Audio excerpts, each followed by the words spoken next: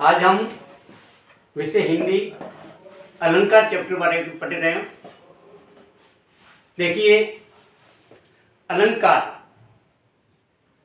अलंकार दो शब्दों से बना है, अलम प्लस कार।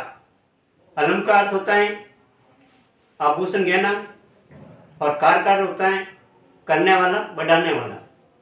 जिस प्रकार आभूषण महिलाओं का सौंदर्य बढ़ाते हैं, उसी प्रकार अलंकार काव्य पद की शोभा बढ़ाते हैं, उनका सौंदर्य बढ़ाते हैं, उसे अलंकार कहा जाता है। अलंकार दो प्रकार के होते हैं, शब्द अलंकार और अर्थ अलंकार। जिसमें शब्दों के द्वारा काव्य की शोभा बढ़ाते हैं, उसे शब्द अलंकार कहते हैं, और जिसमें शब्दों के अर्थों द्वारा काव्य की शोभा बढ़ाते हैं, उसे अर्थ अलंकार कहते हैं। अपने पाठ्यक्रम के अनुसार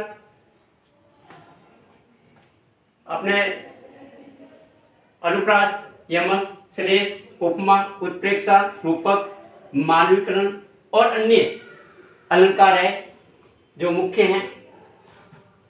हम सबसे पहले अनुप्रास अलंकार के बारे में आपको बता रहे हैं।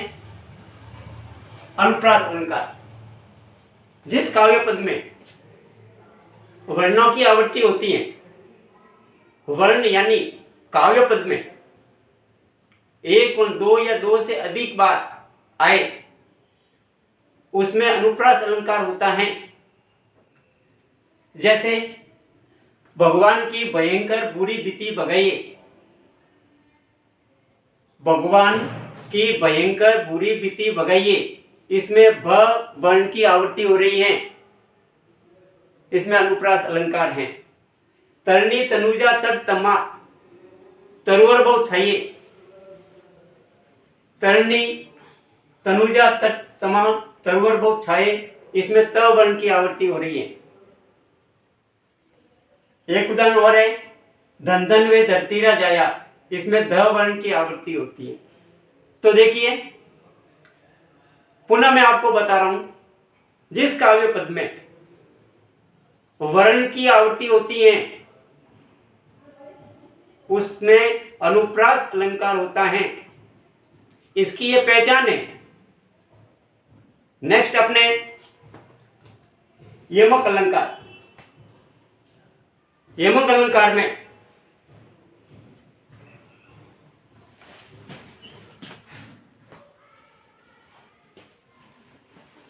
हाँ देखिए, आगे अपन यमक अलंकार के बारे में पढ़ेंगे।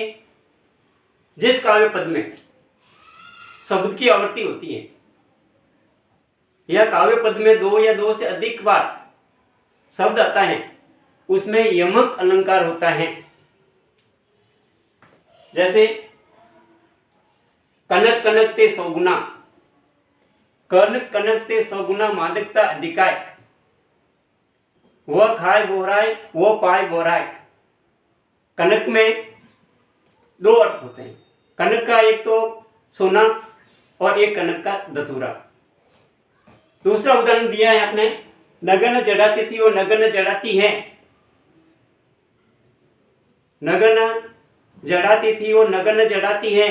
नगन के दो अर्थ निकलते हैं। नगन का है जो नगीना, और दूसरा नगन का अर्थ है नग्न अवस्था। तो इन में जो यमक अलंकार है, अगला उदाहरण इसमें दिया हुआ है, तीन बेर खाती थी और तीन बेर खाती है। तीन बेर खाती थी और तीन बेर खाती है, इसमें तीन बेर यानी तीन तीन बार, बेर का अर्थ है बार, और दूसरे में तीन बेर के तीन तीन बोर खाकर वो अपना समय व्यतीत करती थी। तो इसमें ये अनुप्रास यमक अलंकार है। आगे देखिए अपने श्लेष अलंकार। श्लेष का अर्थ होता है चिपकना। जिस काव्य पद में एक शब्द आए और एक शब्द के दो या दो से अधिक अर्थ निकले, उसमें श्लेष अलंकार होता है। जैसे पानी गए न उबरे मोती मानुष चुन, पानी गए उबरे मोती मानुष चुन। इसमें पानी का मोती मानुष और चुन इनके साथ में अलग अलग अर्थ व्यक्त हो रहा है। पानी का मोती के साथ में चमक का, और पानी का मनुष्य के साथ में मान सम्मान इज्जत का, और पानी का चूने के साथ में जल का अर्थ होता है। तो श्लेष अलंकार में अपना अगला उदाहरण दिया है, सुवर्ण को ढूंढत फिरे, सुवर्ण को ढूंढत फिरे कवि कामी और चोर। इसमें भी अलग अलग अर्थ दिया है। सुवर्ण का कवि के लिए अच्छे शब्द और कामी के लिए व्यभिचारी रूप रंग, और चोर के लिए सोने का अर्थ व्यक्त होता है। अगला अपना अलंकार है मानवीय अलंकार।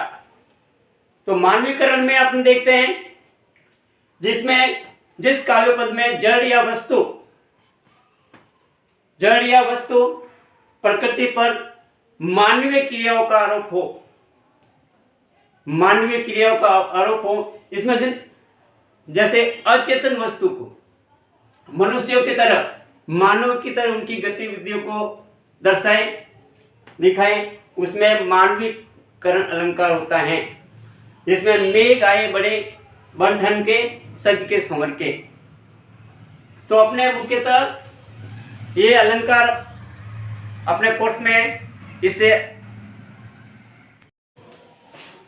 देखिए हम नेक्स्ट है उपमा अलंकार के बारे में पढ़ रहे हैं। उपमा अलंकार जहां पर दो वस्तुओं में तुलना की जाती है, उनको समानता प्रदर्शित करने के लिए उसमें उपमा अलंकार होता है। इनकी पहचान इसमें रूप रंग गुण काहू के अनुसार ताको उपमा कहते हैं से सुबुद्धि आघार। जिस काव्य पद में सो से सी यू तुल लो सम अरु ये जो शब्द आए, तो इनकी पहचान है कि उसमें उपमा अलंकार होता है। इसमें और भी है ज्यों जैसे इमी सरीस जिमी उपमा, ये इनके वाचक है, पहचानने के ये शब्द है जिसमें इनको पहचाना जाता है कि काव्य पद में यदि ये शब्द आ जाए तो उसमें उपमा अलंकार होता है। नेक्स्ट अपने रूपक अलंकार। रूपक अलंकार में जहां उपमेय का उपमान पर अवैध रूप से आरोप किया जाता है, और रूपक का अर्थ होता है रूप धारण करना। जैसे पांव का दिल चीर देता, हृदय का देश, आंसू के मोती, किरण धनुए, इसमें रूपक अलंकार होता है। इसके नेक्स्ट उत्प्रेक्षा अलंकार। उत्प्रेक्षा में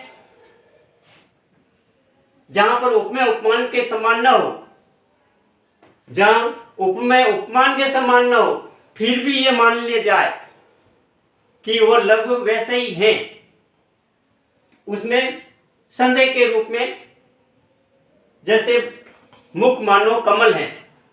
अब इसमें वाचक शब्द आते मानो, इसमें संदेह किया है, तो इसमें वाचक शब्द है मनु, मनोहु, जानो, मानो, ज्यों, यू, सा, प्राय। ये इनके है शब्दों की पहचान है। जिस काव्य पद में ये शब्द आते हैं उसमें उत्प्रेक्षा अलंकार होता है। इसके नेक्स्ट पुनरुक्ति प्रकाश अलंकार, जिसमें शब्द की दो बार आवृत्ति होती है। जैसे पुनि पुनि, तरह तरह, घट घट, छलके छलके, तो जिस काव्य पद में ये दो शब्द बार बार आए तो उसमें पुनरुक्ति प्रकाश अलंकार होता है। नेक्स्ट अपने विरोधाभास अलंकार, जहां काव्य पद में वास्तविक विरोध नहीं हो लेकिन उनका अर्थ करने पर विरोध व्यक्त होता है, विरोध जान पड़ता है, उसमें विरोधाभास अलंकार होता है। जैसे शुद्धि आए शुद्धि जाए। नेक्स्ट है अपना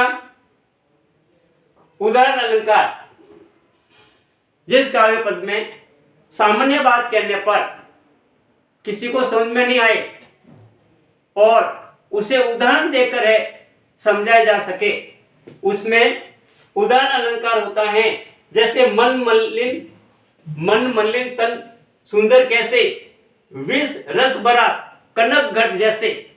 तो इसमें ये उदाहरण देकर समझाए ताकि ये सबको समझ में आ सके। उदाहरण द्वारा व्यक्त किया जाता है, उसमें उदाहरण अलंकार होता है। तो देखिए अपने ये चैप्टर जो यहाँ तक पढ़े हैं, नेक्स्ट है आगे अगली क्लास पढ़ेंगे।